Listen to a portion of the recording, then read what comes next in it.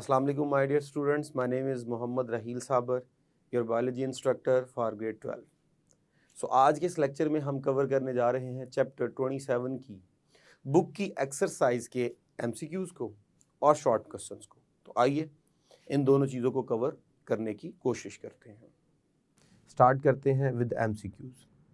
The first one is which one of the following continents has the highest rate of the humans population?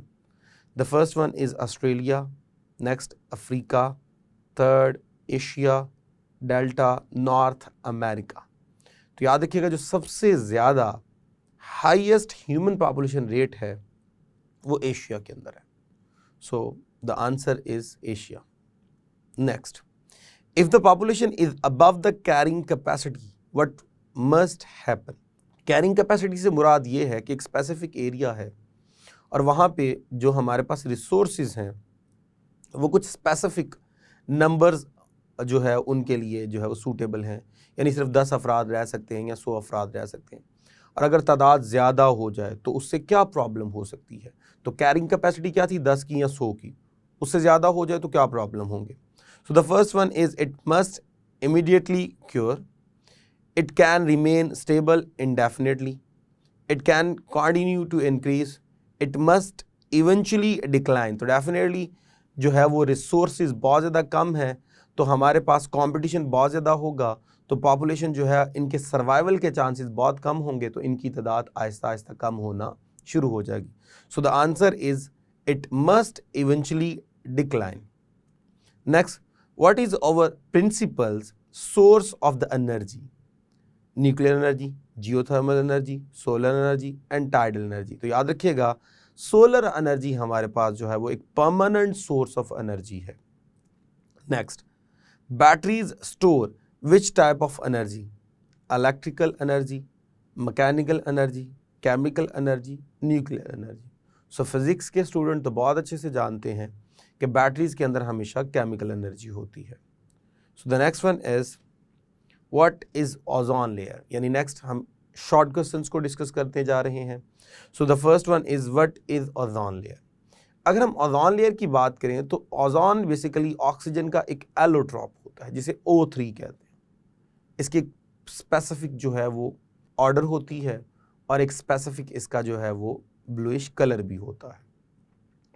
इसके अगर हम देखें कि इसकी रेंज क्या है, सो 10 से 15 किलोमीटर की रेंज के अंदर हमारे पास ओजोन पाई जाती है और इसका काम होता है जो हार्मफुल रेडिएशंस होती है उनको फिल्टर करती है, उनको प्रोटेक्ट करती है, उनको ब्लॉक करती है और उसको जो है वो ज़मीन पे आने नहीं देती। अगर वो हार्मफुल रेडिएशंस जो हैं या यूवीज जो हैं वो ज़मीन पे आ जाएं तो हमारी स्किन के ऊपर स्किन कैंसर काज कर सकती हैं, हमारे अंदर आइज इन्फेक्शन काज कर सकती हैं, माइक्रो ऑर्गेनिज्म को किल कर सकती हैं और बेशुमार प्रॉब्लम इससे हो सकती हैं। So, the next short question is, what do you mean by non-renewable resources?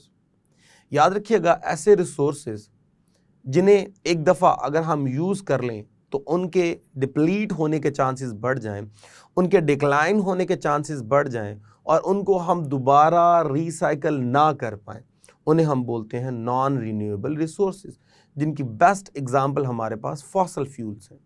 अगर आप इनको यूज़ करो तो ये दोबारा यूज़फुल फॉर्म में कन्वर्ट नहीं हो सकते और इनकी मिकदार भी कम हो रही है और ये रिसाइकिल भी नहीं होते। So which can be use once and they will become decline and they will never ever reuse and they will never ever recycle, उन्हें हम बोलते हैं non renewable resources. The next one is what is the difference between deforestation and afforestation. अगर हम deforestation की बात करें तो एक स्पेसिफिक एरिया जहाँ पे ऑलरेडी फॉरेस्ट थे, हमने वहाँ से फॉरेस्ट जो है वो ख़त्म करना शुरू कर दिए, हमने जो थी वो ट्रीज़ की जो है वो वहाँ से कटिंग डाउन करना शुरू कर दिया ताकि एक बहुत वास्ट एरिया हमारे पास आ जाए ताकि वहाँ पे हम रेजिडेंशियल एरियाज़ बना सकें या वहाँ पे हम क्रॉपिंग वगैरह कर सकें या कोई और यूज़ जो है वो उस लैंड का कर सकें और दरख्तों को काट के उस लकड़ी को हम फर्नीचर के लिए यूज़ कर लें या फॉसल फ्यूल्स के लिए यूज़ कर लें। तो this phenomena for the cutting down of the trees from a specific vast area is called as deforestation. और एफॉरेस्टेशन बेसिकली ये है फॉरेस्टेशन करना, यानी जंगलात लगाना to a specific area where no forest was present previously, किसी ऐसी जगह पे फॉरेस्ट लगाना जहाँ पे पहले से फॉरेस्ट नहीं थे। और अगर ऐसी जगह पे फॉरेस्ट लगा रहे हैं जहाँ पे फॉरेस्ट नहीं थे, वो एफॉरेस्टेशन है।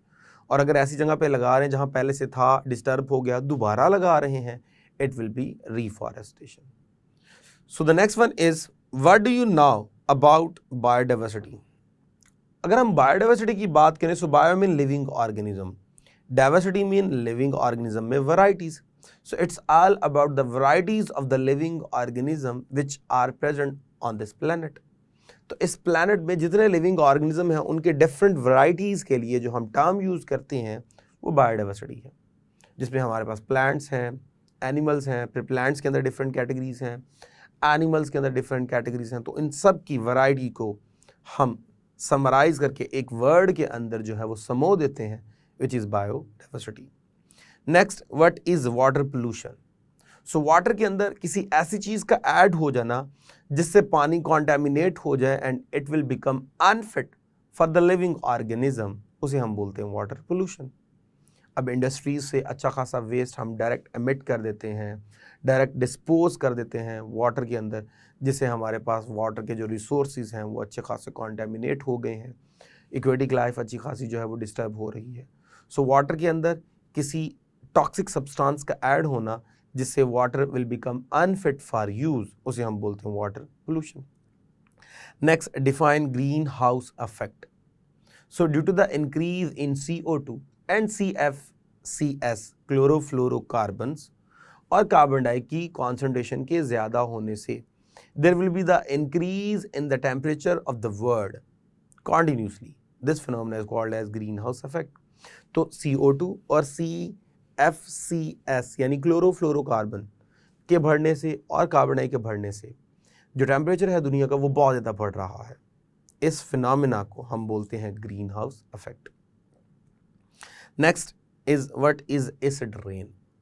सो एसिड रेन एक ऐसा प्रोसेस है जिसमें एसिड जो है वो हमारी ज़मीन में आता है। अब अगर हम बात करें इंडस्ट्रीज़ की या फॉसल फ्यूल्स के बर्न होने की, so they are regularly emitting CO2, SO2, NO2 यानी सॉक्सेस, नॉक्सेस एंड कॉक्सेस यानी कार्बन के ऑक्साइड, नाइट्रोजन के ऑक्साइड और सल्फर के ऑक्साइड। जब ये रेन वाटर के अंदर ऐड हो जाते हैं, then they will form sulphuric acid या सल्फ्यूरिक एसिड, नाइट्रिक एसिड या नाइट्रिस एसिड या कार्बोनिक एसिड। अब ये जो वाटर नीचे आएगा ये एसिड रेन होगी, जो कि हमारी स्किन को भी डैमेज करेगी, माइक्रो ऑर्गेनिजम्स को भी डैमेज करेगी, प्लांट्स को भी डैमेज करेगी और एक्वेटिक लाइफ को भी डैमेज करेगी। The next one is what is algal Bloom. अब आमतौर पे जो वाटर बॉडीज होते हैं, कभी कभी ऐसा होता है कि उनके अंदर फॉस्फेट की बहुत ज़्यादा एक्सेस हो जाती है, सल्फेट की बहुत ज़्यादा एक्सेस हो जाती है। इसमें सबसे बड़ा सोर्स हमारे इंडस्ट्रीज़ के या डोमेस्टिक के जो डिटर्जेंट्स होते हैं, जब वो ऐड होते हैं, जब न्यूट्रिएंट्स बहुत ज़्यादा एनरिच हो जाते हैं तो उनकी वजह से वहाँ पे अलगी, फंगी और माइक्रो ऑर्गेनिज्म ग्रो करना शुरू कर देते हैं। जब अलगी, फंगी वहाँ पे ग्रो करना शुरू कर देते हैं and they will start to reproduce, तो ये फिनोमेना हमारे पास है अल्गल ब्लूम। अब जब वो अलगी और फंगी वहाँ पे रिप्रोड्यूस करेंगे, वो आउटर सरफेस को कवर कर लेंगे, तो लाइट पेनिट्रेट नहीं हो सकती, ऑक्सीजन पेनिट्रेट नहीं हो सकती, जिसकी वजह से एक्वेटिक बॉडीज़ मरना शुरू हो जाती हैं। और जब वही अलगी और वही जब हमारे पास फंगी जो है वो सरफेस पे मरना शुरू हो जाएंगे, तो इनके मरने से वहाँ पे डिकम्पोजिशन का प्रोसेस भी शुरू होगा और अच्छी खासी स्मेल पैदा होगी, then the water will become unfit for the use. So ये हमारे पास था algal bloom. So dear students, हमने इस लेक्चर में चैप्टर 27 की एक्सरसाइज के इम्पॉर्टेंट MCQs को कवर किया और साथ ही साथ हमने इसके इम्पॉर्टेंट शॉर्ट क्वेश्चंस को कवर किया। तो आपने इन शॉर्ट क्वेश्चंस को और MCQs को बहुत अच्छे तरीके से लर्न करना है, क्योंकि इसमें से बेशुमार MCQs और शॉर्ट क्वेश्चंस पास पेपर से पूछे जा चुके हैं और इनके दोबारा आने के बहुत ज़्यादा चांसेस हैं। तो आपने इनको अच्छे से लर्न करना है ताकि आप अपने फाइनल्स पेपर्स में बहुत अच्छा परफॉर्म कर सकें। सो अब तक के लिए इतना ही, इजाज़त दीजिए। Thank you very much. अल्लाह हाफिज़।